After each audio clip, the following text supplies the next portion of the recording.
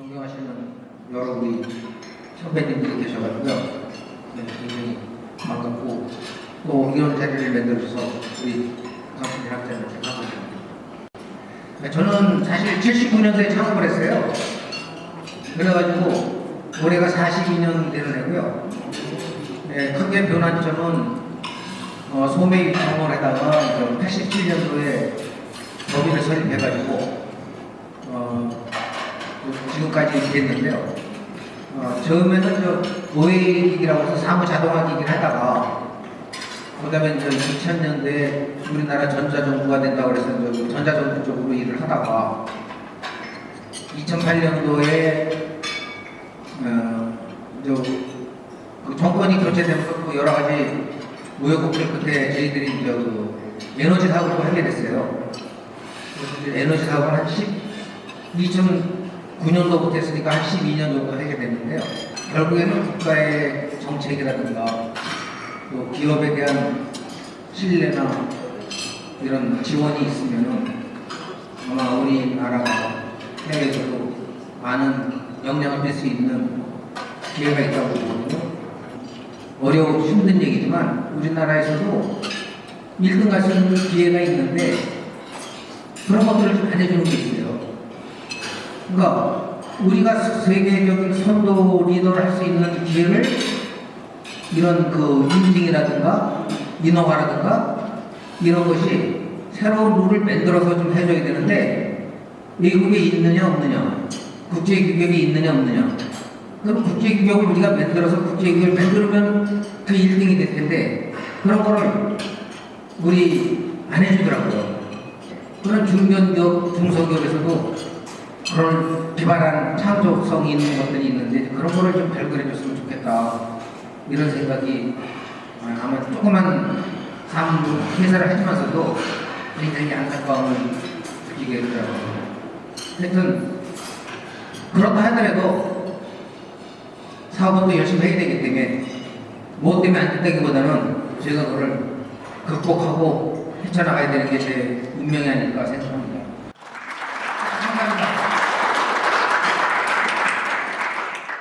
저는 거기에서 건강기능식품을 맡고 있습니다. 저는 맡고 있는 분야는 코스믹스 바이오입니다. 오늘 제가 소개시켜드릴 것은 눈의 자극에 대해서 눈건강 영양제를 제가 두 가지 갖고 왔습니다. 스틱 젤리하고 정제입니다. 지금 현재 순조롭게 잘 나가고 있고요. 그 다음 작품은 피부 미용과 다이어트에 도움이 되는 수국을 준비하고 있습니다. 제가 준비하고 있는 부분들은 국내에서 재배하고 계약 재배하는 그런 제품이기 때문에 안심하고 드셔도 될 것 같습니다. 특히 자득이는 전남의 해남과 장성에서 저희들 농민과 계약을 해서 만드는 제품입니다.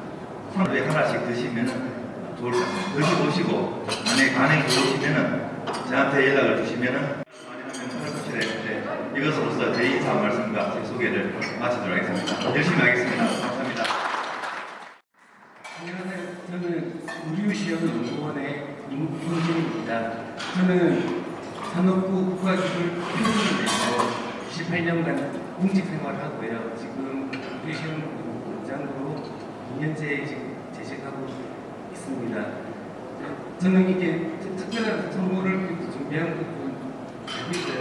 저희 회사 수첩입니다. 근데 인간 수첩인데 색깔을 이번에 좀 흑광색으로 했는데 이게 좀 우리 강태진 교수님께 픽이 된 것 같습니다. 그래서 색깔이 조금은 평으로는 좀 괜찮다라고 하더라고요. 그런데 사람들마다 색깔을 얘기를 하는 게 조금 다르게 합니다. 그래서 저희나 공공부의 흑광색이네 그러고요. 그리고 좀 공부나 정책 관련 공부를 하시는 분은 그린 뉴딜 정책이랑 좀 부합되는 색깔이다 그렇게도 얘기를 하고요. 그리고 긴 세대는 보고 스타벅스 색깔이었는데 인사를 드릴 수 있게 돼서 영광이고요. 새해 복 많이 받으시기 바랍니다. 저희 박규호 전 한전 부사장님께서 오랜만에 뵙는 분도 계시고 귀한 기회를 주신 강학장님께 감사드립니다. 매니저에 대해서는 뭐 다들 뭐 전문가 수준으로 많이들 알고 계실 것 같습니다. 현 정부에서 부동산 다음으로 탈원전 정책에 문제점이 많이 노정되었고 현재 국민들의 한 70% 이상은 탈원전은 많은 문제점이 있으니까 결국은 폐기될 거 아니냐. 뭐 정부에서도 여당의 후보자께서도 대표께서도 탈원전의 문제점을 거의 인정하다시피 했고 이 내용은 그래서 아까 말씀드렸듯이 기존에 만들어진 자료에서 4번은 실은 뭐 차기 정부에 대한 제언으로 되어 있는데 그 부분은 좀 뺐습니다. 탄소 중립시대 지난 11월 1일부터 시작해서 26차 탄소 기후 협약 COP26이라고 통칭하죠. 거기에서 원래는 석탄을 2050년까지 폐지하겠다고 팩트에서 어그리먼트를 하기로 했지만은 실제는 그렇게 하지 않았습니다. 그리고 실은 석탄을 발전소를 2050년까지 폐지하는 걸 추진하다가 결국은 페이스 다운을 한다고 해서 감축하기로 일단 그 미봉책으로 마무리를 하고 왔는데 우리 정부는 2050년까지 이 석탄 발전소를 전부 다 폐지하겠다는 선언을 미리 했습니다. 그래서 여러 가지 문제는 결국은 지구의 온도가 상당히 빠른 속도로 상승되기 때문에 지구 온도 1도 상승이 가지고는 여러 가지 자연에 미치는 영향 같은 것은 많이 얘기가 되고 있습니다. 그래서 이 문제를 좀 빨리 해소해야 되겠다. 그런데 결국 선진국과 후진국이라고 할까요? 개발도상국들은 선진국들은 자기들은 다 개발해서 지금까지 잘 살고 잘했으면서 우리가 좀 개발하려고 하니까 우리를 괴롭히느냐 해서 인도를 중심으로 해서 그래서 서로 안전한 합의는 이루기가 어렵고 쉽지 않은 것 같습니다. 그래서 이 분야에서도 특히 이제 첫 번째 발전 부분이 왜 얘기가 되냐면은 전기하고 열 부분에서 상당히 많은 탄소를 배출한다는 그런 의미가 있습니다. 우리 정부는 아까 말씀드렸듯이 선제적으로 2025년까지, 2050년까지 석탄을 다 폐지하겠다. 그러다가 또 지금 기존에 탈원전을 하겠다고 선언해서 추진 중이기 때문에 과연 그러면은 우리가 어떻게 전원 구성을 해서 앞으로 안정적이고 효율적인 전력 공급을 할 수 있느냐 하는 탄소 중립을 하기 위해서는 원전을 폐지할 수가 없다. 어제 신문에도 보면은 그린피스에서 하신 분이 결국 탈원전을 포기한다는 것은 군지사격이다 하는 얘기를 했는데 그리고 우리가 이제 지금 미래의 그림 약 800조의 시장을 어떻게 할 거냐. 그래서 이제 한참 그 86년도 체르노빌 다음에 2011년도 후쿠시마 사고 때문에 이후로 반원전 운동, 반원전 약 선진 OECD의 71%가 탈원전 얘기를 많이 했습니다. 그런데 지금 탄소 중립 얘기가 들어가면서 다른 대안은 없다. 결국은 증정하고 온실가스 배출이 없는 CO2 배출이 없는 원전을 해야 된다는 방향으로 유럽, 미국, 일본, 중국이 다 돌아섰기 때문에 결국은 우리도 거기에 맞춰서 어떤 방향을 전환하고 이거를 그냥 정부가 눌렀기 때문에 그냥 있는 것이지 결국은 올릴 수밖에 없다고 되어 있기 때문에 그러다 보면 결국 산업계까지 영향을 끼치는 그래서 원자력 발전소의 이용률이라고 있습니다. 가동을 하는 게 되게 옛날에 95%까지 우리가 가동을 하고 있었는데 이용률을 가졌었는데 65%가 이제 70%로 낮췄거든요. 그걸 1%만 올리면은 3천억 흑자로 바뀝니다. 그러니까 한 5%, 10% 하면 10%만 이용률만 지금 기존에 발전소를 더 가동을 많이 하면 한 3조 정도 되니까 전체 발전 부분이 한전 다 흑자로 전환될 수 있는 이런 것을 어떻게 보면 이데올로기적인 측면, 이념적인 측면, 원자력은 아끼고 환경은 선이다 하는 이분법에 의해서 이런 이제 그다음에 가장 이제 두산중공업이 원전 추진할 때는 27조 정도 배출이 있다가 20조 정도 떨어지면서 어려워지고 관련해서 또 협력사들도 굉장히 어려워지면서 약 3만 7천 명의 원전 산업 종사자들이 굉장히 어려움을 겪고 있습니다. 그래서 굉장히 산업 측면에서도 문제가 있고 고용 측면에서도 문제가 있고 또 해외 기술 인력의 유출 문제도 대두되고 있는 것으로 알고 있습니다.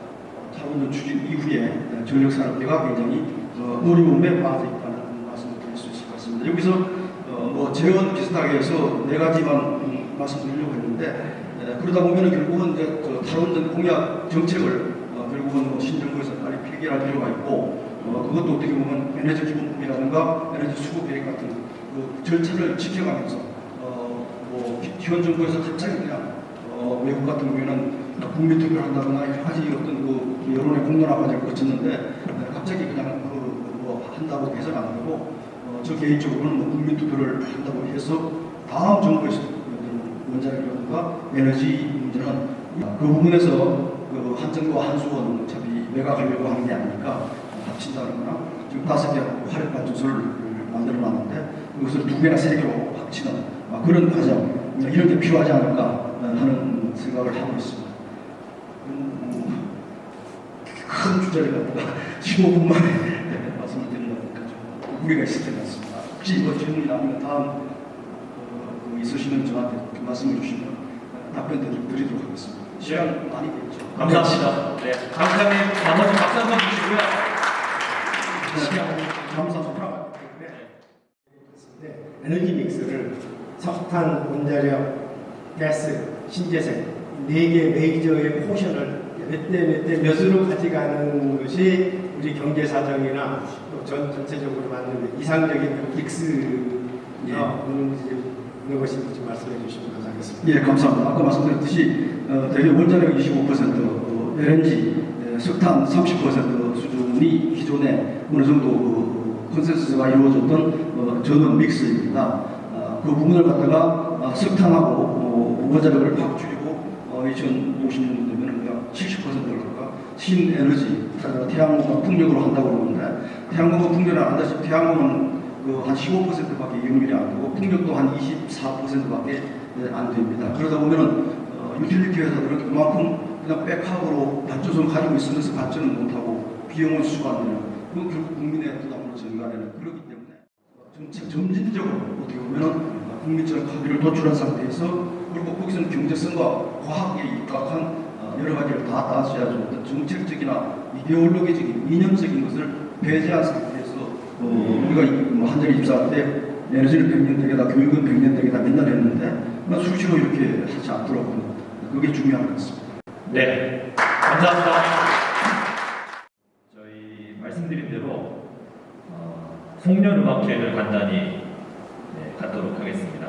저희 김성민 교수님께서 무슨 곡을 어떻게 연주하실지는 저한테도 말씀 안 해주시더라고요. 직접 마이크를 잡고 곡 설명을 해주시고 그 다음에 또 연주를 해주실 것으로 보입니다. 큰 박수로 환영해 주시면 감사하겠습니다. 거기 있는 사람들에 따라서 이렇게 저렇게 내용을 바꿔가고 사는데 제가 여기서 할 때는 아니는데 다른 데서 할 때는 저희 롤모델이라고 좀 얘기를 하는데요. 거기서 유키브라부터하고 양이라는 사람들 롤모델로 들어서 얘기를 하는데 시간이 좀 있는 장면에서는 그 사람들 곡을 또 하긴 합니다. 오늘은 그런 곡들을 좀 모아서 해보도록 하겠습니다. 첫 번째 곡이 유키 브라모토의 로맨틱 타임이라는 건데요. 저게 유키 브라모토는 원래 피아노 곡을 주로 작곡하는 그런 작곡가인데 1998년에 런던 필하모닉하고 같이 오케스트라로 공연을 한 적이 있습니다. 그래서 리파이먼트라는 앨범을 내서 굉장히 히트를 쳤는데요. 거기 첫 곡인데 로맨틱 타임인데 그걸 다시 저는 오케스트라 곡인데 그걸 피아노 버전으로 한번 편곡을 해서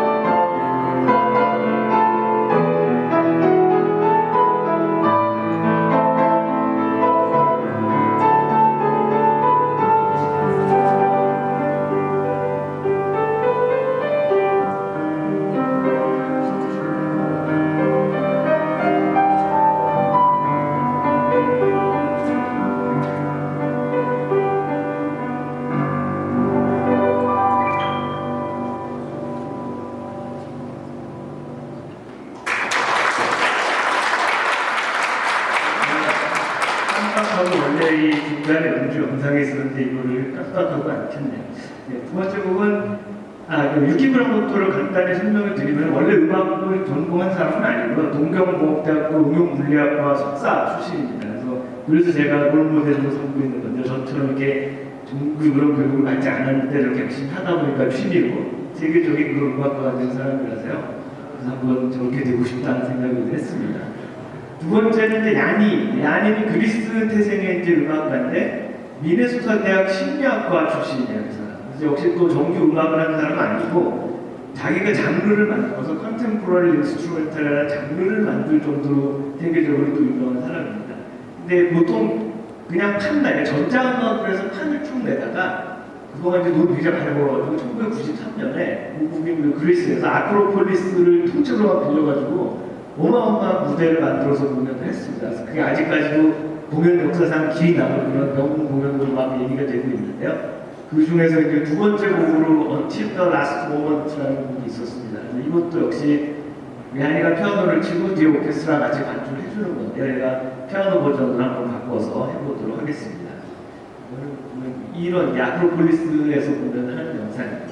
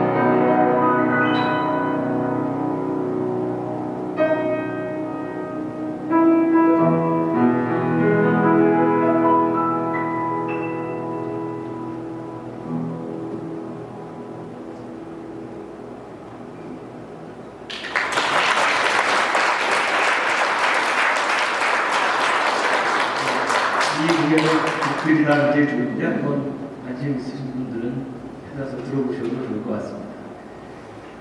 예, 다음 이제 앵콜이 없다는 마지막 곡인데 세 번째 곡은 겨울에 어울리는 곡을 뭘 해볼까 하다가 다들 잘 아시는 샹송 눈이 내리네 그 탱고 버전을 한번 준비를 해봤습니다. 하나만 해도 너무 짧아서 다른 것들을 좀 붙여서 메들리로 만들어봤습니다. 그래서 무슨 곡인지도 한번 생각을 하면서 들어보시면 재밌을 것 같습니다.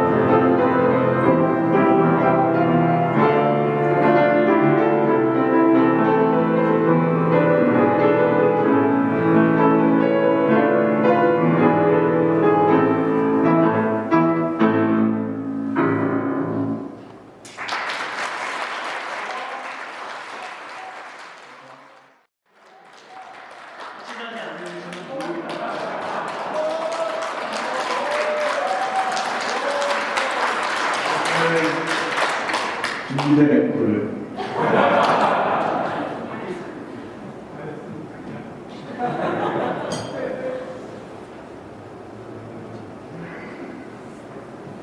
역시 또 겨울에 어울리는 걸 생각하다 보니까 다들 또 아시는 겨울하면 생각나는 영화 쉘브르의 우산 주제곡을 한번 준비해봤습니다.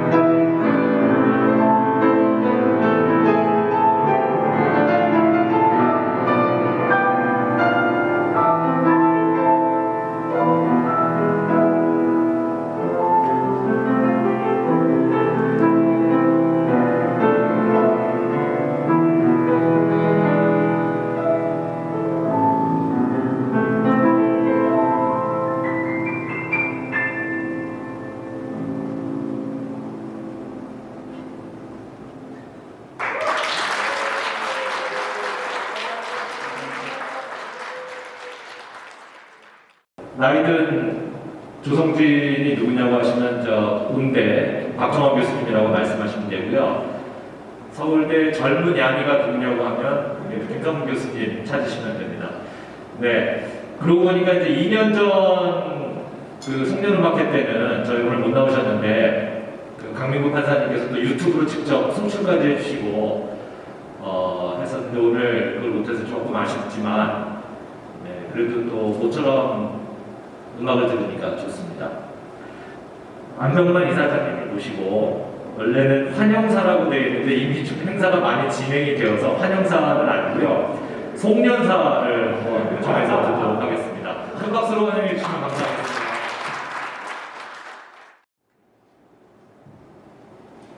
여러분 안녕하십니까. 참 반갑습니다.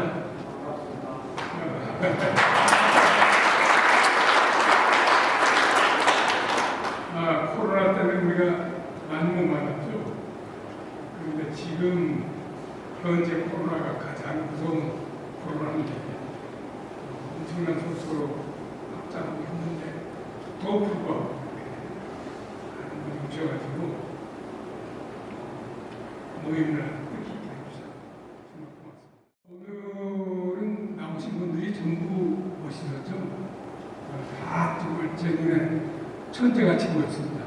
보통 사람 아닌 사람들. 그리고 마지막에 우리 김성민 교수 고마워요. 음악을 들으니까 마음이 많이 풀립니다. 요새 속상한 일도 많은데 저렇게 아름다운 음악을 들으면 마음이 그리고 또 소개가 있었겠지만 원희영 전 지사님께서도 바쁘신데 오셔가지고 우리에게 미래 대선에 대한 말씀을 좀 해주실 것 같습니다. 이미 저 후보로도 나오셨고 또 우리에게 대장동 맞죠? 대장 특강을 해주셔가지고 우리가 아주 깊게 그 문제를 같이 고민도 해보고 인식을 해봤는데 요사이 그 선거가 진행되면서 대장동이라는 말이 아주 그 조용해지고 없어지는 것 같은 느낌까지 생기는데 이게 선거 때문에 없어지는 것인지 아니면 다시 이것이 부활해서 이것이 선거에 결정적 요인인 것인지 좀 궁금하기도 합니다. 우리 정치의 천재이신 원희영 기사님께서 이렇게 오셔서 많은 설명해 줄 것을 보고 기대가 큽니다.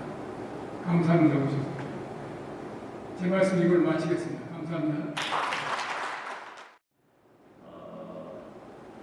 원 지사님은 저를 모르시지만 저는 지사님을 오래전부터 알고 있었습니다. 82년도에 제가 중학교 1학년이었는데요. 그때 82년도 정부수석으로 그래서 신문에 대문짝만 이렇게 나셨어요. 그래서 제가 그거를 제 일기장에 스크랩을 해서 한동안 갖고 있었는데 그 일기장이 어디 갔는지는 모르겠습니다. 그래서 오늘 이렇게 뵙게 되어서 너무 감사하고요. 82년도 그때 전국수석 하셨고 이제 공부하는 저에게 그 하나의 모토를 주셨는데 이런 말씀을 하셨어요. 학교 수업에 충실하고 어떻게 하면 전국수석 되냐고 하니까 학교 수업에 충실하고 교과서 중심으로 공부했다고. 그래서 저는 진짜로 그러면 되는 줄 알고 학교 수업에 충실하고 교과서 중심으로 했는데 수석을 못했습니다. 저는 중학교 3학년 때까지 집안에 전기불이 안 들어왔다고 한다. 1년에 쌀밥이나 고기는 구경조차 못하고 찢어진 고무신을 신고 다녀야 할 만큼 넉넉지 않은 집안 형편이었다라고 합니다. 그런데 어떻게 학교 수업에 충실하고 교과서 중심으로 공부해서 수석을 하셨는가 정말 경이롭고요. 82년도에 서울대학교 법대에 입학하셔서 중간에 군대 갔다 오신 것도 아닌데 학교를 좀 오래 다니셨어요. 82년도 입학하시고 89년도에 졸업하셨습니다.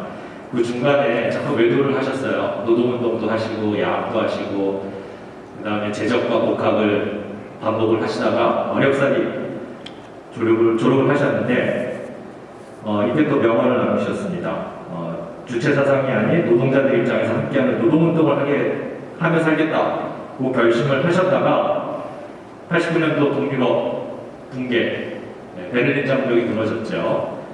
그 몰락을 보고 사상적으로 전환을 하셨습니다. 그리고 이제 졸업과 더불어 한 2년 정도 또 사시 준비를 하셨다고 해요. 이때도 아마도 수업에 충실하고 교과서 중심으로 하셨던 것 같아요.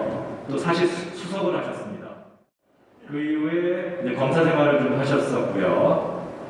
그리고 이제 국회의 이해창 전 이제 그때 한나라당이었나요? 그 권유로 정계에 진출하셨고 원래는 고향인 서귀포 공천을 마다하시고 험지라고 할 수 있는 양천 각 공천을 받아서 당선이 되셨고 16, 17, 18대 국회의원 역임하셨습니다.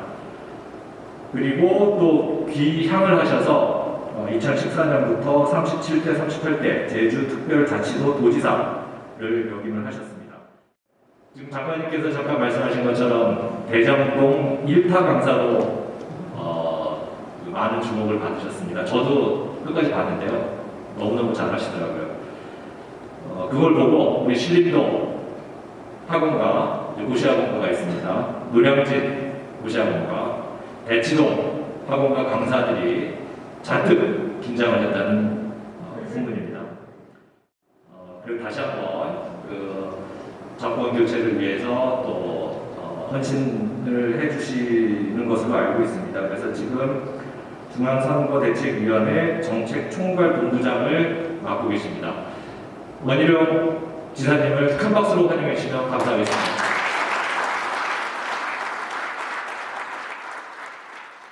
분들이 많이 계셔서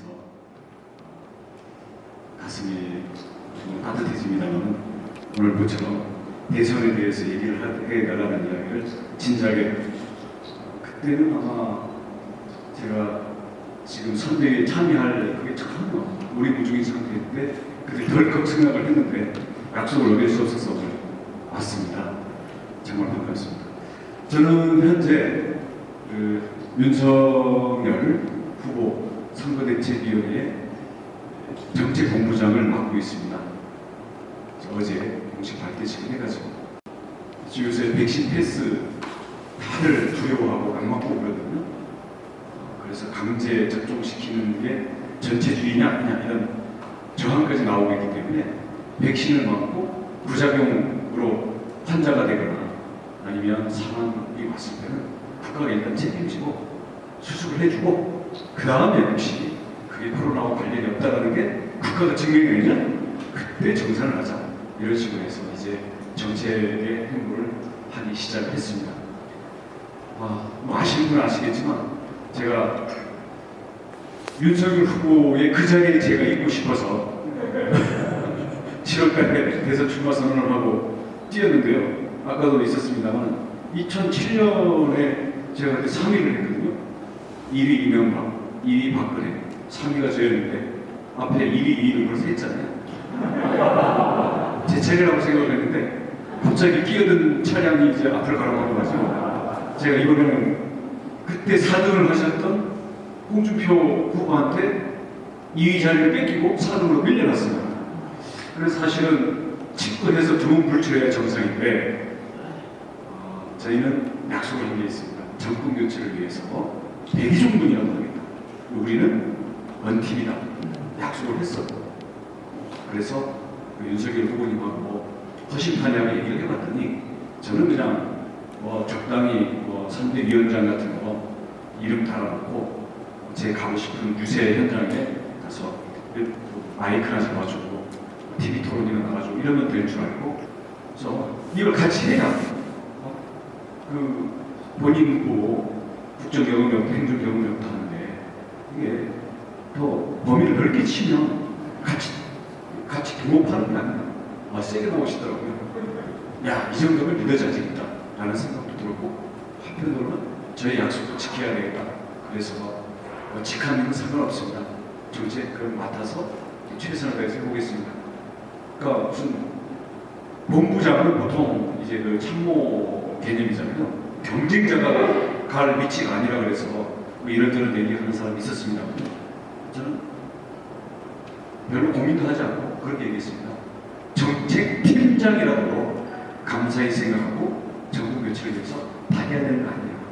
그리고 오늘의 패배를 깨끗이 뒤끝 없이 인정할 줄 알아야 내일의 승리를 보장할 수가 있고, 나의 실패지만 상대방의 성공을 통해서 우리 모두의 성공을 내가 기여할 수 있을 때 나중에 돌고 돌아 입장이 바뀌어서 다른 사람들로 나의 성공을 통해서 당신도 더 큰 우리와 함께 성공을 하자라고 내가 요구할 수 있는 그런 내가 근거를 갖게 되는 게 아니라, 그래서 제가 먼저 동참을 하고 정부 교체를 위해서 모든 걸 다 바치자 이렇게 약속을 해서 오늘 본부장 자리까지 가게 됐습니다.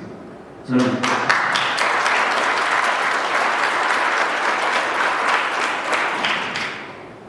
그리고 제가 경선하는 과정에서도 아까 대장동 왜 그 사라졌냐 그러는데요. 아니 이게 사격을 하다 보니까 잠시 사라져 있어야 되더라고요. 그렇지 않습니까? 오늘 꼴등한 사람이 뭐 아무 일도 없었다는 듯이 와서 또 대장동 이탈한 사고에서 그되기 때문에 그냥 쉬다 보니까 슬금슬금 이게 좀 고삐가 좀 느슨해진 감은 있습니다만 절대 사라진 게 아닙니다. 염려 마시고 제가 대장동이 아닌 2탄, 3탄 많이 준비가 되어 있기 때문에 그 점에 대해서는 염려 안 하셔도 될 것 같습니다. 저는 이번 대선이 지금까지 참 유례없는 대선입니다. 둘 다 영선입니다. 국회의원 기준으로 윤석열 후보. 사실은 작은 선거조차도 안 해보세요. 반장 선거도 아마 안 해봤을 겁니다. 이재명 후보 또 갑자기 성남시장, 경기도지사 했지 국회의원이라든지 실제 정치 경험이 없는 상황이고, 이것은 사실 기존 정치의 실패고 국민들의 불신을 보여주는 거라고 생각합니다. 그런 점에서는 이번 대선의 실효해져 있는 코드 중에 하나가 기존 정치를 못 믿겠다. 새로운 사람 얘기해가지고 새롭게 해봐라. 이런 것들이 저는 양쪽 모두에 그러고 있다고 생각하고요. 그 위에 있는 것은 정권 교체에 대한 국민들의 정말 눌리고 눌린 그게 폭발을 했다고 생각합니다. 지금 정권 교체 여론이 여론조사에 아무리 적게 나오는데도 55%가 나오거든요. 대신 이제 후보 지지율은 한 40%이기 때문에 15% 정도의 이 간극이 있습니다. 정권 교체는 찬성하면서 윤석열 후보를 지지하지 않는 이 15% 이걸 앞으로 어떻게 채워갈 것인가, 여기에 승부가 있는 것이며, 그럼에도 불구하고 저희는 굳이 예상을 한다면 어저께 이코노미스트가 예상한 것처럼 저는 내년 3월에 대통령은 윤석열이 되어 있을 거라고 여러분께 미리 보고를 드리겠습니다. 물론 지지 후보가 다르시겠지만, 근데 저절로 되는 것은 아니고요. 정권 교체에 국민들이 이렇게 절박하고 이렇게 뜨거운 적이 사실 없었습니다. 왜냐하면 어느 쪽이 되든 간에 그래도 나라는 거기서 거기 돌아갈 거야, 이런 생각들이 있었는데요. 이번에는 양쪽 후보에 가지고 극과 극으로 전망도 나눠지고요. 특히 문재인 정부에 대한 평가가 극과 극입니다. 압도적인 55%의 정권 교체 여론은 뭐 복잡하게 할 거 없습니다. 문재인 정부는 운동권 정권이라고 보고 있고요. 거기에서 가장 핵심적인 것은 현실 인식이 일반 국민의 상식과 너무 동떨어져 있다. 그리고 자신들의 잘못을 인정하지 않는다. 그리고 문제를 해결하려고 하는 것이 아니라 편가르기로 정치 선동을 해가지고 국민들을 가르치려고 한다. 이것 때문에 국민들이 질려버리고, 이러한 편가르기, 이러한 면허남을 없었습니다. 이 점에 대해서 국민들이 열받아 있는데, 이것을 사실은 이재명 후보가 자기는 여기가 다른 것처럼 일 잘하는 지사, 그리고 깨끗한 지사, 이렇게 쭉 해왔었는데, 사실 대장동에 일격을 받고 오히려 해먹었거나 무능하거나 둘 중에 하나. 그죠? 몰랐으면 무능한 거고, 알고 있으면 해먹은 거고, 부패냐 무능이냐 둘 중에 하나를 선택해라 하는데 아직도 선택을 못하고 왔다 갔다 해요. 그래서 거기에 대한 프레임이 강하게 씌워진 거죠. 제 대장동이 뭐 대단한 게 아니라 국민들이 그 프레임을 알기 쉽게 받아들이게 한 게 사실은 대장동이었고요. 저는 사실은 우리 당내 후보들을 공격해서 제가 올라가야 되는데 이재명 공격한다고 했습니다만 저는 그나마 이제 기억했다고 생각합니다. 그럼 이 무능과 부패로 결국은 국민들이 질려버린 이 정권을 교체를 해야 되겠는데 그래도 지금 문재인 정권에 대한 지지도가 40% 넘게 나옵니다. 그러니까 이재명 후보의 딜레마는 뭐냐면 문재인 대통령에 대한 지지도와 자기에 대한 지지도가 오히려 문재인 대통령의 지지도가 높다는 거죠. 원래 예전에 선거를 비춰보면 지금쯤 현역 대통령의 지지율은 좋아봐야 20%, 나쁘면 10%가 해야 되거든요. 40%가 넘어요. 그리고 이재명 후보는 35 내지 30대 초반 이렇게 하고 있어서 거기는 거기대로 딜레마예요. 이걸 비리려면 차별을 하고 문재인 대통령을 밟고 넘어가야 되는데 거기에서는 소위 친문 또는 이낙연 세력과의 지지 세력과의 이 분열이 문제예요. 그 다음 차별을 안 하고 대장동이 이걸 그냥 덤태기를 쓰고 가자니 이제 부패와 무능이라는 여기에 또 박스에 갇히게 되고 그 딜레마 때문에 사실 이재명이 치고 올라오지 못합니다. 그런데 사실 지난 한 달 동안 윤석열 후보는 지금 지난이 아무것도 아닌 것 같지만 큰 위기를 겪었습니다. 지지율이 이재명 후보는 조금씩 올라오고 윤석열 후보가 11월 5일날 경선에 승리한 다음에 한 10% 뛴 다음에 이게 계속 내려오고 있습니다. 3일 전까지 계속 내려오고 있었어요. 야, 이 상태로 내려가면 그 다음 뭘 갖고 끌어올리지? 자칫하면 팽팽하거나 어쩌면 밀리는 상태에서 우리 선거로 들어가야 될지도 모른다. 그런데 왜 그렇게 되냐? 한 달 내내 김종인 위원장 끌어들일까 말까. 이준석 후보가 저게 전국 돌아다니는 게 저게 선거운동하러 다니는 거냐 가출한 거. 뭐 수많은 이런 문제. 그 다음 거기에서 나오는 측근들이 과연 충신들이냐, 뭐 문고리냐 이런 얘기를 하고 실제 국민들이 바라는 절박한 문제에 대해서 제대로 된 비전과 메시지는 안 나오거든요. 그러다 보니까 다 된 것처럼 군다, 정령군이냐 이러면서 결국 국민들의 간절함과 윤석열 후보 및 그 캠프의 간절함이 간극이 생겨버립니다. 그럼 국민들이 이거 안 되겠네. 선거는요, 어차피 양쪽 지지 세력이 있고 그 중간에 있는 국민들이 선택할 때는 크게 세 가지라고 더 간절한 쪽, 정확하게는 더 간절해 보이는 쪽, 두 번째로 새로워지는 쪽, 더 정확하게는 새로워지는 것처럼 보이는 쪽. 왜냐? 실제 새로운 게 아니냐. 그는 국민들이 알 길이 없거든요. 국민들이 모르죠. 그리고 국민들이 하루 종일 그것만 쳐다보고 힘들게 분석하는 거 아닙니다. 결과적으로 다가오는 모습이 간절하고 새로운 거. 마지막 하나는 권력이지 않습니까? 권력을 주려고 하는데 내가 다 갖고 내가 더 갖겠다고 하는 쪽에 국민은 절대로 힘을 실어주지 않습니다. 내려놓을 자세가 되어 있는 쪽. 더 정확하게는 내려놓는 것처럼 보이는 쪽. 이 팽팽한 선거에서 무조건 이긴다고 합니다. 이 싸움에서 지난 한 달 동안 이재명은 더 간절하고 척했고 새로워지는 척했고 내려놓는 척하다 보니까 이게 슬금슬금 올라와가지고 한 5% 정도 상승을 했습니다. 그럼 윤석열 후보주는 다 된 것처럼 간절해 보이죠. 그리고 다 옛날 사람들인 거 지금 이재명 쪽에서 공격합니다만 저를 포함해서 다 검사 출신인 거. 다음 내려놓기는 거냐 다 문고리에서 자기네끼리 감투 싸움, 권력 싸움 하는 거.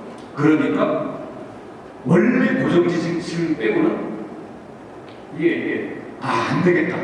그래서 사실 일주일 전주에는 제가 볼 때는 시중 여론이 험악하다고 느꼈습니다. 이게 뒤집어지기 직전이구나.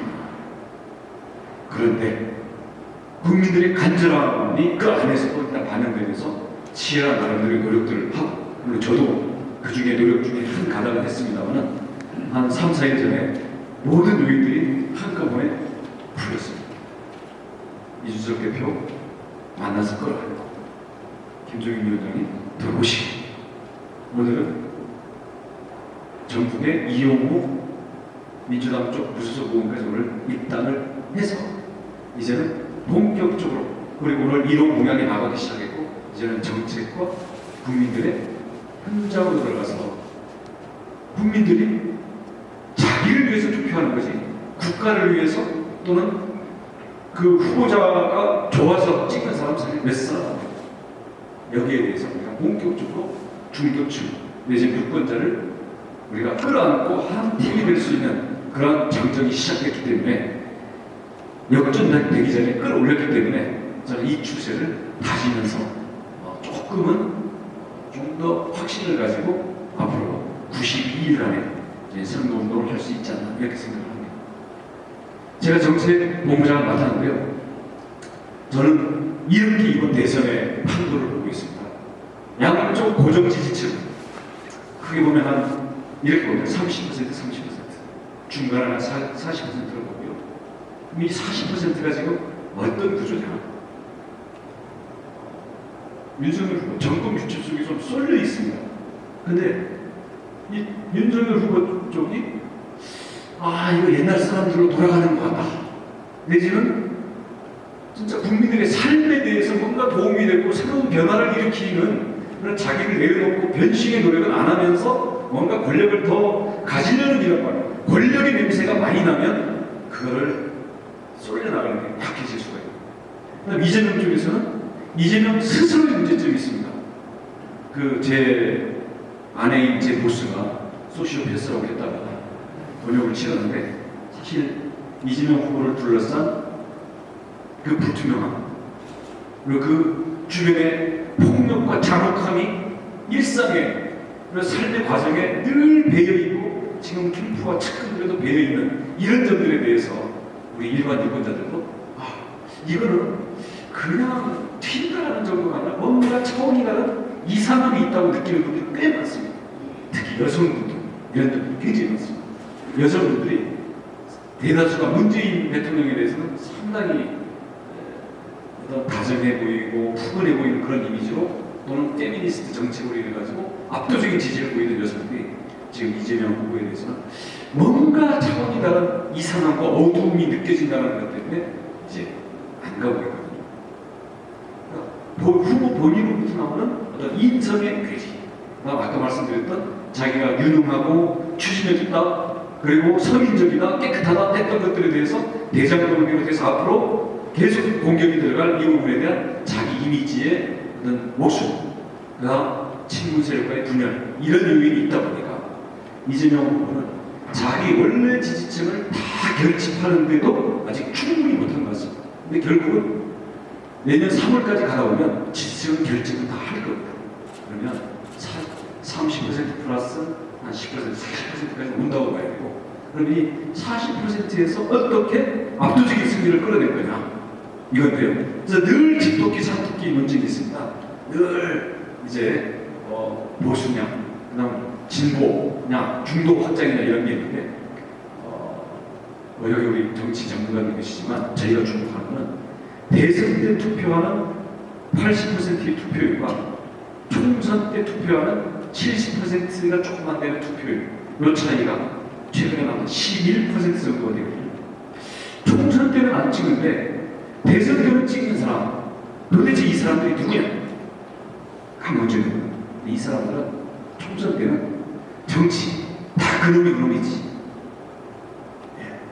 이렇게 해서 차라리 나는 다 확 세워버렸으면 좋겠다. 그래서 정치에 대해서 자기 나름대로의 이익을 가지고 무관심하고, 아니면 진짜 먹고 살기 바빠서 새벽에 가서 10,000원이라도 더 벌려가 나와야 되기 때문에 투표하는데 자기가 아무런 보상이 없기 때문에 시간을 쓸 수 없는 이런 사람들일 겁니다.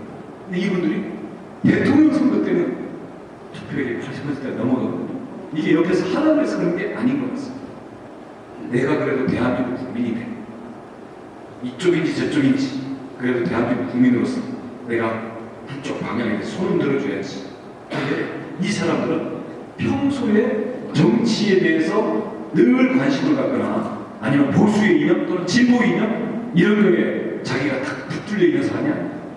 평생 보수만 찍은 사람, 평생 진보 내지는 야당만 찍은 사람, 이 사람들이 아까 한 30% 있다고 한다면 이 40% 중에서도 총선 때 안 찍으면서 대선 때만 찍는 이 11% 이걸 잡아오면 무조건 이기는 이분들은 우선 기존의 정치권에 대해서 나쁘게 생각하는 이미지를 우리가 털어줘야 돼요. 그러면 좀 진솔해 보여야 돼요. 뭔가 좀 저기다 표 하나를 주면 정말 새롭게 뭔가 할 것 같은 믿음과 기대를 줘야 돼요. 그리고 구체적으로 나한테 손이 잡히면 이익을 줘야 돼요. 내한테 도움이 돼요. 그래서 여기에서 후보의 이미지 그리고 이걸 둘러싼 세력의 어떤 새롭다라는 그 정치의 혁신의 어떤 신뢰 그리고 구체적으로 이 사람들에게 손에 쥐어줄 수 있는 이 선거를 통해서 내 삶에는 어떤 변화가 올 것인가 작동이고 실질적이고 이런 부분들을 가지고 승부가 갈린다고 봅니다. 그러니까 이런 점에서 이재명 정치가 들어보면 그쪽대로 자신만만하더라고요. 제가 그쪽도 아는 친구들도 많은데 이제 양쪽 다 자신만만한 거예요. 근데 문제는 표 줄 사람한테 안 물어봤다는 게 문제죠. 왜냐하면 우리가 다 끼리끼리 모이기 때문에 그리고 정치적인 견해가 다르면 서로 어느새 쫙 갈라지다고 잘 안 만나게 되잖아요.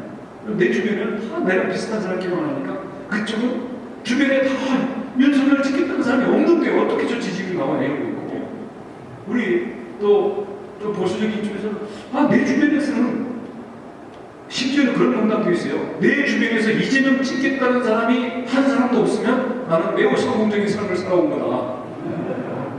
이런 농담이 요새 막 SNS에 막 돌고 그러거든요. 그러면 그렇게만 보는데 근데 실제로 객관적이고 정말 나중에 한 편 때문에 칠 수도 있다는 그 절박감을 가지고 선거를 치는 입장에서는 표줄 사람한테 물어봐야죠. 근데 그 사람들을 만날 방법이 없어요. 그냥 그 사람들은 평소에 정치권에 오지 않는 사람들이고 어떻게 보면 여론조사에 좀 안 잡히는 사람이고 그러면 이걸 어떻게 잡아내냐 할 수 없죠.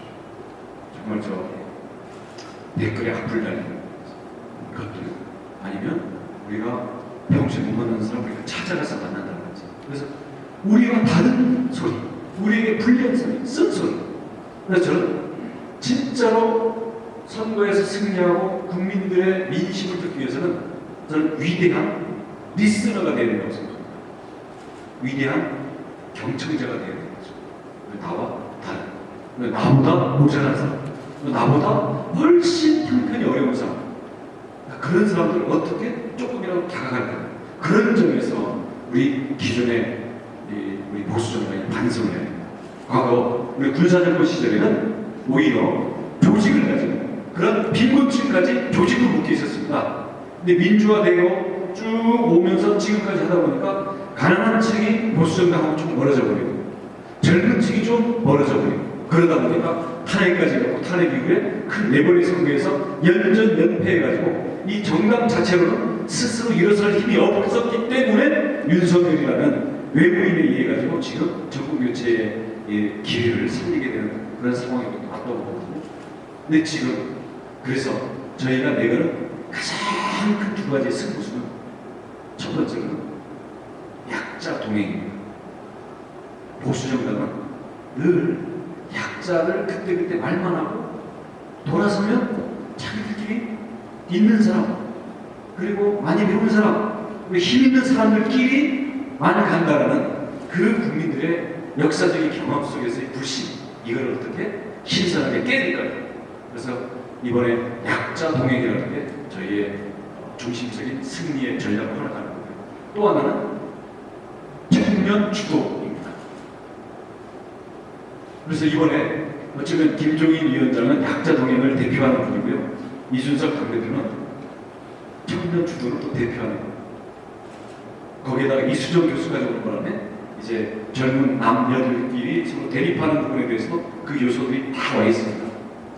근데 단점들도 다 있죠. 그래서 김종인 위원장님은 너무 연로하시다. 이준석 대표 같은 경우는 좀 뭐랄까 좀이 어른스러운 좀 안정감이 없어 보이고, 그다음 이수정 교수님 같은 경우는 일에 너무 반발할 것 같아요. 근데 저희는 이걸 한 틀에 담았습니다. 어제 저희들이 선대위 발대시켰는데요. 18살짜리 김민규라는 고3, 나는 국대다 우승자가 나와서 선대위 발대식에 메인 연설을 했습니다. 사실 후보는 진심에서 나오는 기립박수는 못 받아요. 그 김민규 연사만 진심에서 나오는 기립박수를 받았습니다. 스피치의 주제가 뭐였나? 불협화. 위대하고 창조적인 불협화음에 대해서 얘기를 하더라고요. 얘기 요즘이 이런 겁니다. 갈등을 회피하거나 억누르면 안 된다. 서로가 다른 게 있는 것을 그대로 인정하면서 불협화음 속에서 서로가 공존하고 그 속에서 서로가 서로에게 자극이 되고 전체가 더 앞으로 나아갈 수 있는 그런 위대한 불협화음의 정당이 되자. 그걸 통해서 창조를 하자. 그래서 약자와의 동행, 청년의 주도가 남성과 여성의 젠더 갈등에 대해서 어느 한쪽 편드는 게 아니라 그 다름을 다른대로 인정하면서도 우리라는 틀 내에서 가고, 이걸 통해서 국민의 힘이라는 정당 자체가 새로워지고, 집권시키더라도 옛날 탄핵 이전의 그런 모습으로 돌아가지 않겠구나. 문고리들이 점점처럼 좌지우지하지 않겠구나. 그리고 모처럼 후보에게 대통령에게 준 권력을 알지도 못하는 어둠의 사람들에게 권력을 위임해가지고 국정을 농단하지 않겠구나. 그리고 약자들을 무시하고 젊은이들과의 대화를 끊고, 그리고 지방의 여러 가지 다양한 세력들에 대해서 불통으로 가다가 또 탄핵을 당하는, 내지는 또 광화문과 서초동으로 나라가 분열되는 이런 사태가 오지 않겠구나. 이런 믿음을 어떻게 줄 것인가. 그런 의미에서 어제 김민규 18살짜리 고3, 이번에 수능 보고 이제 대학 입시 면접 보러 가야 되는 그 김민규 스피커가 국민의 힘, 이 불협화음을 담아내면서 미래를 준비하는, 그리고 남의 못난 것을 공격하기보다는 우리가 국민들에게 어떻게 새롭게 나가겠다는 것을 보여주는, 내일을 준비하는 새로운 정당이 되자. 제가 전달했는데도 울림이 오지 않습니까? 그래서 저는 18살 서로 영입을 했는데 우리는 배틀을 통해서 뽑았고요. 민주당은 좀 광주 무슨 여고 3학년을 뽑았던데 조금 과정 자체가 약간 불투명해요. 이 투명성과 이 공간을 열어주고 이 속에서 뽑혀서 나온 사람들을 중심 무대에 공간을 해주고, 후보의 바로 옆에 측근 자리들을 그런 대중 속에서 뽑혀온 사람들에게 내줬을 때 나오는 새로움과 이 에너지, 이게 선거 승리의 동력입니다. 만약에 윤석열 정부가 출범했을 때 그 정부가 이전에 박근혜, 이명박 정부의 좋은 점을 받아야 되겠지만 그때 우리가 국민으로부터 버림받았던 거기에 대해서 이걸 새롭게 넘어설 수 있는 그 동력이겠죠. 그래서 우리는 대한민국의 역사에 그동안 쌓여있는 보수의 전통과 성취, 이것을 살리면서도 약자와의 동행, 청년 주도, 그리고 우리가 함께 새로운 내일을 준비하는 그러한 정당으로서 집단적 신뢰를 얻어내자. 이게 저희 선거운동의 큰 기조이고요. 정책본부장이 하나하나의 정책과 공약과 앞으로 이재명 팀과의 논쟁을 통해서 국민들에게 인정받아야 될 과제이기도 합니다. 앞으로 92일 남았더라고요. 저희는 정권교체라는 국민들의 정말 뜨거운 열망을 저희들이 잘못해가지고 배신해서는 안 된다고 생각합니다. 어떤 분들은 이렇게 얘기합니다. 이번에 모르시는 이재명 지지자도 계실지도 모르는데 불쾌하게 생각하지 마십시오. 이재명 대통령이 되면 나는 이민 가겠다고 하는 분들이 꽤 계십니다. 제 앞에서 그런 얘기를 하는 분들은 앞으로 그만 만납시다 그럽니다. 왜? 아니, 당신은 이민 갈 돈이라도 되지. 그리고 그럼 여기에 다 그 지옥 속에 국민들을 남겨놓고 당신만 이민 가서 당신만 안락하게 살겠다는 거야. 에이, 말이 그런 거지. 독립하는 운동하는 마음으로 싸우자. 그리고 우리 젊은 사람들과 더 낮은 자세로 대화하고, 그리고 의외로 보수층들 중에 투표 안 하는 사람 많습니다.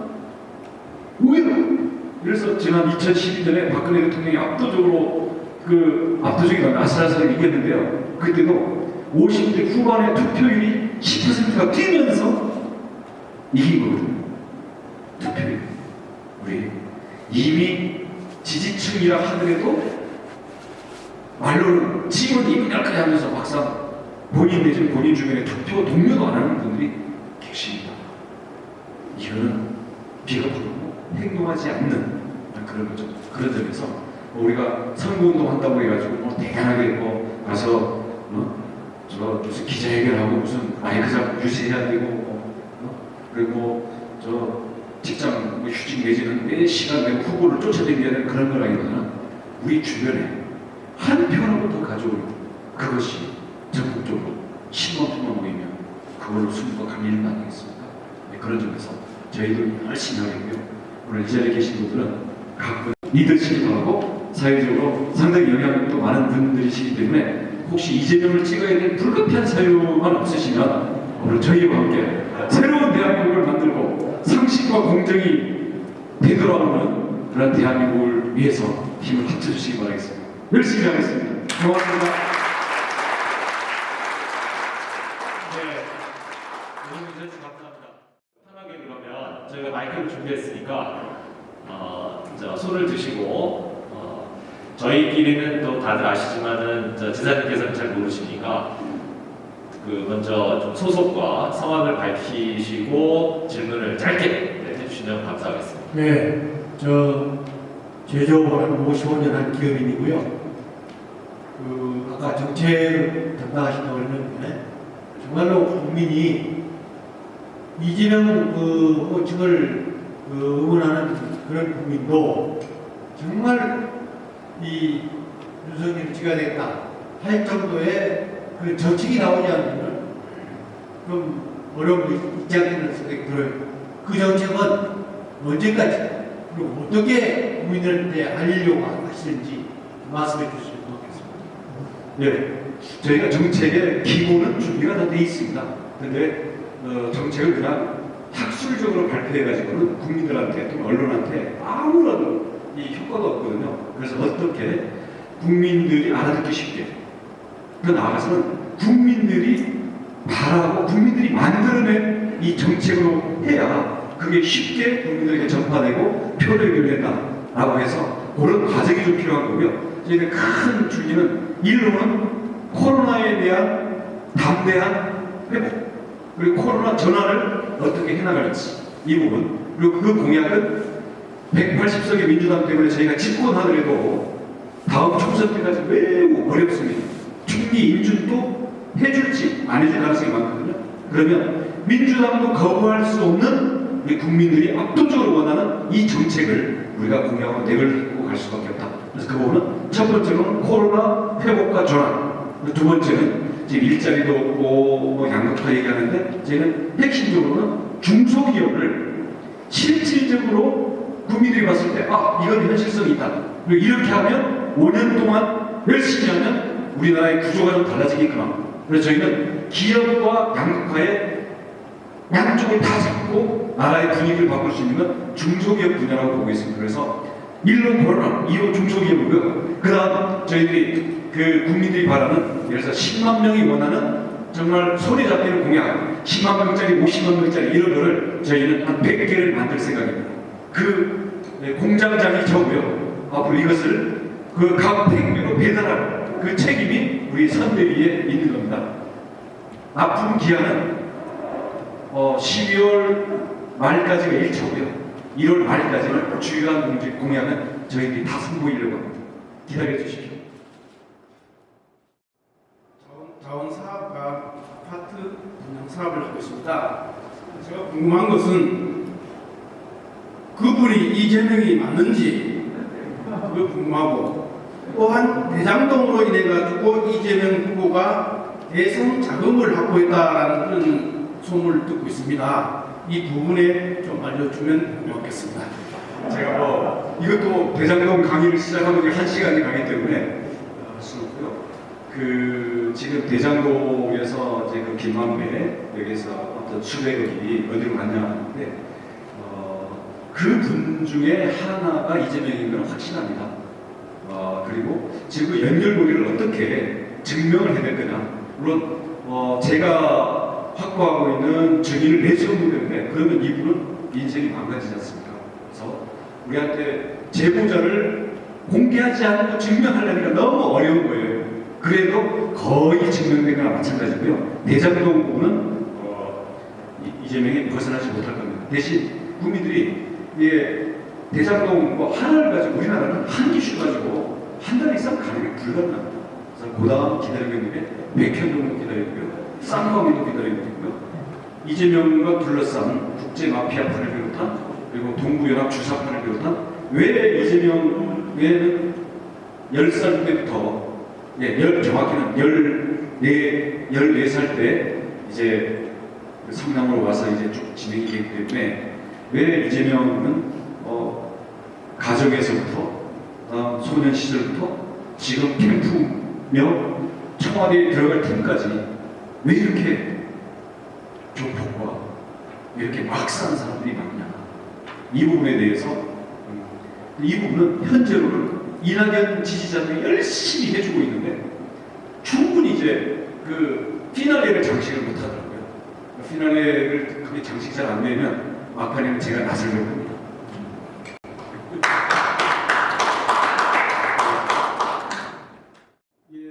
저는 서울시 청소업의 대표를 맡고 있습니다. 제일 밑바닥 인생입니다. 근데 중요한 거는 대기업들은 그래도 이 노조 관리를 전문가들이 잘 관리하고 있는데 중소기업은 민주노총이 하루도 참을 수 없게 괴롭히고 있습니다. 이거를 좀 어떻게 논리적으로 체계적으로 좀 괴롭히지 않고 중소기업들이 갈 수 있는 정책을 누가 하시는지 꼭 좀 법이 정해져 있지만 법 외에 있는 것이 민주노총이지 않습니까? 이걸 차단을 해 주시는 것이 저희들이 중소기업들이 살 수 있는 가장 바람입니다. 그러면은 대통령은 분명히 될 것 같고 그러지 않으면 대통령이 되기 어렵습니다. 나는 굉장히 기대를 갖고 있습니다. 감사합니다. 네. 노동과 관련해서는 다 법으로 연결되는 게 많기 때문에 민주당 180석이 있는 그 상태에서 획기적으로 다 바꾸기는 어려울 겁니다. 저희가 국가를 정상화하는 것은 2024년에 총선까지 우리가 승리할 수 있어야 그동안 한쪽으로 기울어지고 비뚤어지고 이상하게 어둠 속에 또아리 틀고 있는 이 세력들에 대한 대청소와 정상화는 2024년 총선까지 가야 완성할 수 있다고 보고 있습니다만은 일단 3월에 우리가 집권하게 되면은 지금은 문재인 정부가 촛불 탄핵 때 민주노총이 전부 시청 집회 주도하고 다 그 비용 대고 그랬기 때문에 빚진 그 채무자 입장에서 끌려다니면서 법을 초월해서 지나친 특혜와 지원을 주고 있거든요. 그리고 온갖 그 이권들 이렇게 다 연결되어 있기 때문에 그리고 일자리에 대한 이 부자 세습까지도 지금 노총리에서 이루고 있지 않습니까? 그래서 현재 법을 벗어난 특혜와 탈법, 불법적인 편들기 이 부분만 없애도요 지금보다 많이 달라질 거고요. 지금 법 자체가 기울어져 있는 부분들도 노사가 진정으로 생산성에 입각해서 함께 발전해 나갈 수 있는 그런 선진적인 노사관계 대신 우리가 사회 안전망 또는 부의 분배 이런 부분들에 대해서는 공정하고 안전한 그런 선진형의 시스템을 함께 만들면서 대신 이런 불법, 떼법 이런 부분들에 대해서 단호하게 차단해 나가는 그러한 구조 변화로 이어가야 된다고 생각합니다. 1차적으로는 현재 법을 넘어서 정치적인 편들기 이것을 끊는 거여서 저희들이 당장 해야 되는 거고요. 그 다음 법과 제도를 바꿔야 되는 것은 2022년 총선까지 연계시켜서 우리는 그 방향으로 가려고 합니다. 그렇게 해야 조국교체의 의미가 있는 거 아니겠습니까? 네, 저희 약속드리겠습니다. 네.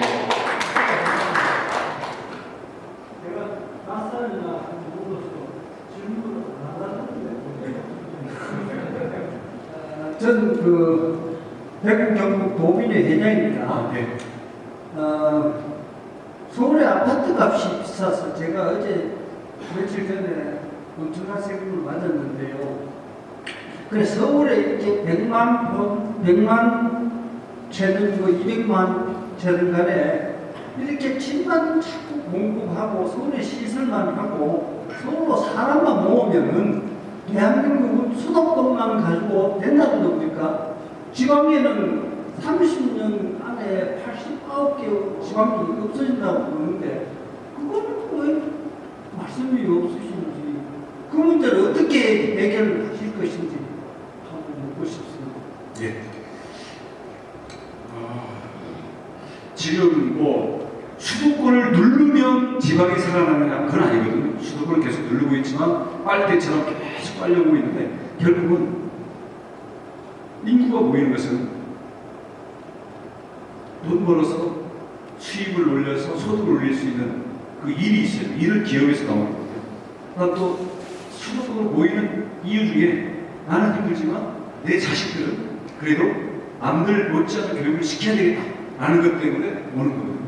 저희는 기업과 대학 그리고 그게 과거처럼 그런 게 아니라 예를 들어서 구글 캠퍼스 같은 그런 기업 단지 내지는 그런 덩어리 그리고 이와 관련된 미래의 유망한 세계 수준의 교육 이런 것들 연결돼 가지고 부산권, 대구권, 광주권, 그다음 중부권 이런 식으로 해가지고 수도권 외에 이 큰 성장 축구를 만들어야 된다고 생각합니다.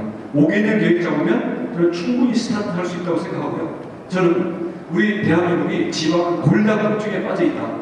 성장 호르몬을 주입해서 성장판을 만들어주지 않으면 지금은 그냥 시군만 사라지고 있지만 앞으로 가면 광역 도시도 지금과 위축될지도 모른다. 이제 그런 점에서 한꺼번에 지방을 다 살려낼 수는 없겠지만 이런 성장판을 만드는 큰 전략과 그런 데서의 방향 전환에 대해서는 해야 되고요. 이런 것은 지금 진보 정부처럼 공공기관 뭐 띄어서 주면 그거만큼은 도움은 되겠지만 사실 그거는 하나의 그냥 띄워주기지 그 자체가 확산 능력이 없거든요. 뭔가 성장성이 있는 그건 결국 기업과 교육이라고 보거든요. 이 부분에 대해서 저는 아주 대담한 이 지역 발전 정책을 내야 될 거고 그것을 실현 가능하게 만들어내라는 게 정책 본부장한테 주어진 거니까 제가 1월달까지 그 내용에 대한 평사전을 제시할 수 있도록 더 분발하도록 하겠습니다. 네, 원주사님 오래간만에 뵙겠습니다. 제 직업이 언론인인 거는 알고 계신 거고, 예, 지금의 설득력과 그 식견을 후보하고 좀 바꿨으면 좋겠다는 아쉬움이 많이 납니다. 지금 오늘 말씀하시는 이 설득력과 스피치 식견을 지금 야당의 후보하고 좀 바꿨으면 좋겠다는 생각이 들어서요. 그 국내 정치는 상당히 감성적이고 여러 가지 이해관계가 충돌하기 때문에 저는 한일 관계에 대해서 좀 질문을 드리겠습니다. 일본하고의 관계요. 네. 일본의 지금 의상이 하야시 요시마사 개인적으로도 아주 친분이 깊으신 걸로 제가 알고 있는데 한일 관계를 이렇게 놔둬가지고는 대한민국에서 앞으로 그 외교를 펼쳐나가고 하기가 쉽지가 않습니다. 누가 잘못했든지 간에 결과적으로 상당히 험한 상태이기 때문에 그러면 개인적으로 한일 관계를 어떻게 풀어나가야 되고 또 누가 정권을 잡든지 간에 앞으로 이 문제를 어떻게 타치해야 된다고 생각하는지 의견을 듣고 싶습니다. 저는 뭐 한일 관계는 바로 조속히 정상화해야 된다고 생각합니다. 앞으로 우리의 외교의 기준은 미래는 기술, 시장, 인재 여기에서 어떻게 미래의 교두보를 만드는 거기 때문에 여기에서 협력이 될 수 있는 그 관계를 강화하면서 여기서 경쟁이 되거나 우리한테 위협이 되는 부분들에 대해서 우리가 그에 대한 이 비상, 이 플랜이 있어야 되는 거거든요. 그런 점에서 일본과의 관계를 지금처럼 악화에 들어가고 방치한다는 것, 그리고 국내 정치 이용하기 위해서 이 수백 년 전의 어떤 역사와 이런 걸 늘 국내 정치적으로 동원한다는 것은 저는 무책임하고 후세들에게 저는 죄악을 짓는다고 생각합니다. 그리고 문제는 워낙 꼬여있지 않습니까? 저는 크게 세 가지로 구분하자라는 제안을 일본 쪽에도 하고 저희 우리 윤석열 후보에도 얘기를 합니다. 첫 번째는 예를 들어서 이 부닥치면 계속 악화될 수밖에 없는 문제들이 있잖아요. 예를 들어서 독도 문제나 이런 거는 일본 측은 도발하지 말고 우리는 우리대로 이걸 국내 정치적으로 이슈화하지 않는다. 그래서 부부간에도 건드리기만 하면 싸우는 문제 있잖아요. 이것은 아무튼 안 건드리는 쪽으로 갈등 관리를 해야 되고, 그다음 지금 미쓰비시 징용국 문제라든지 위안부 문제 같은 경우는 안 건드릴 수가 없지 않습니까? 그리고 지금 많이 꼬여 있거든요. 일본에서는 한국을 약속해 놓은 거를 국제적인 약속을 다 어기는, 저기는 믿을 수 없는 집단이다 이런 거고, 우리는 야 가해자가 야 왜 맨날 벌써 뻔뻔하냐 이렇게 해서 늘 감정적인 문제가 돌기 때문에 이런 것은 국제재판소로 가는 것도 방법이지만 그거보다는 현인회의 같은 양국에서 모든 것을 볼 수 있는 뭐 30인 현인회의, 뭐 20인 현인회의 이런 걸 구성해가지고 그쪽에서 중재안을 내도록 하고 시간을 확보해 주면요, 거기에 맡겨놓죠. 대신 어느 한쪽에 일방적으로 불리하지 않은 것을 만들어내자. 그래서 시간을 들여서 가자. 이렇게 하는 거고, 미래를 위한 거, 예를 들어서 반도체를 협력한다든지 우주 로켓 한다든지 무슨 코로나 이 백신을 만들게 협력을 한다든지, 아니면 우리 한국의 뛰어난 젊은이들이 일본에 지금 인력이 부족하니까 서로 인력 교환을 한다든지, 이런 일자리나 미래를 위해서 우리가 먹고 살고 나라의 부강을 위해서 서로 도움이 되는 것에 대해서는 협력을 맺어가지고 이 부분을 막 부각시켜주고 이 부분의 속도를 내는 거죠. 그렇게 되면 그동안 과거지향적이고 국내정치 중심적이고 서로의 갈등지향적인 적대감을 키우던 이런 한일 관계를 이제는 선순환 쪽으로 돌릴 수 있지 않을까. 그렇게 해서 안 건드릴 것, 현인의 제3자에게 넘길 것, 우리가 즉각 만들어서 온 국민한테 자랑하고 가속화할 것, 이런 거를 참 어렵지 않거든요. 이런 게 이미 나와 있습니다. 이걸 실천하는 게 중요한데 윤석열 정부는 이걸 실천하면서 반일이냐 친일이냐를 넘어서서 한일 관계를 정상화하는 그런 목표를 갖고 있습니다. 그리고 우리 윤석열 후보는 최소한 1997년 그때의 오부치 김대중 한일 관계 신실의 선언, 그 수준의 문화협력과 경제협력은 빨리 복원해야 된다. 이걸 공개적으로 이미 선언을 했습니다. 네, 원희룡 기사님 다시 한번 말씀 감사합니다. 큰 박수 부탁드리겠습니다. 아마 여기 앉아 계신 분들 여러 질문들이 있으실 텐데요. 지사님께 다음 일정이 있으셔서 죄송합니다. 이제 여기서 저희가 마무리를 하고요. 아마 앞으로 더 바빠지시겠지만 저희가 내년에 또 공부모임 때 한 번 더 모셔서 또 말씀을 들을 수 있는 기회를 꼭 만들도록 하겠습니다. 2보 전진을 위한 1보 후퇴라는 말이 있습니다. 딱 우리 원희룡 지사님께 해당되는 말이 아닌가 생각이 됩니다. 원래 2007년도에 3등 하셨으니까 이제 2보 전진하시면 되는데 또 하필이면 요번에 1보 후퇴하셨어요. 3등 먹으셨다가 이제 4등 먹으셨는데 앞으로 5년 뒤가 기대가 됩니다. 오늘 다시 한번 바쁜 시간에도 불구하고 저희 미래지식사연구회 회원분들께 좋은 말씀 해주셔서 감사드리고요. 끝으로 강태진 학장님을 모시고 마무리 말씀을 전해드리도록 하겠습니다. 운이 좋아서 올해도 그렇고 작년에도 그렇고 사이사이 틈마다 이렇게 모임을 할 수 있었습니다. 오늘 갑자기 제가 미래 에너지 믹스에 대해서 한국의 실정에 맞는 에너지 믹스가 어떻게 돼야 되냐 하는 것을 좀 얘기해 주십사. 박규 사장님께 점심먹으러 가냐고 해서 나왔어요. 근데 이렇게 또 준비를 잘 해주셔가지고 참 기동력이 대단하십니다. 정말 감사드리고요. 우리 원희룡 지사님은 정말 이번에 경선을 통해서 정치와 공부의 신이라고 했는데 정말 미래의 지도자로서 능력과 비전을 우리 국민들한테 가슴에 꼭 심어주셔서 저는 5년 후에는 큰 뜻을 이룰 수 있을 거라 이렇게 믿습니다. 오늘 이렇게 바쁘신데도 이렇게 시간을 내주셔서 다시 한번 감사드립니다. 어쨌든 다음 정부는 경제를 살려야 합니다. 경제를 살려야 일자리도 생기고 또 여러 가지 사회적인 양극화도 지금도 여러 가지 실험을 해서 우리 다 실험을 다 해봤습니다.